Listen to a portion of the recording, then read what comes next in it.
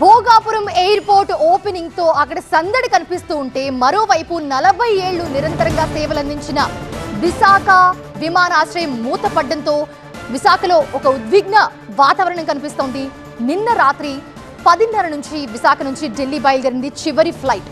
Visakha airport runway నుంచి take off అయిన చివరి షెడ్యూల్ కమర్షియల్ విమానంగా 6E2018 నిలిచింది. దీంతో విశాఖలో 4.5 దశాబ్దాల పౌర సేవల చరిత్ర ముగిసిపోయింది. ఇకపై అత్యవసర సైనిక ప్రత్యేక విమానాలకి మాత్రమే ఈ ఎయిర్పోర్ట్ పరిమితం కానుంది. సర్వీసులు నిలిచిపోవడంతో వైజాగ్ ఎయిర్పోర్ట్ బోసుబోతు కనిపిస్తోంది. ఎయిర్పోర్ట్ పరిసరాలన్నీ కూడా నిర్మానుషంగా కనిపిస్తున్నాయి. మనం విజువల్స్ లో కూడా చూస్తున్నాం. ఇక మరోవైపు విశాఖ ఎయిర్పోర్ట్ మూసివేతతో ఉపాధి కోల్పోయామని చెప్పి ఆవేదన వ్యక్తం చేస్తున్నారు. అవుట్ సోర్సింగ్ సిబ్బంది అంతా 30 ఏళ్లుగా పనిచేసి ఇప్పుడు రోడ్డున పడ్డామని ఆందోళన వ్యక్తం చేస్తున్న పరిస్థితి మనం చూస్తున్నాం. ప్రభుత్వం ఆదుకోవాలని ఆ కార్మికులంతా వేడుకుంటున్నారు.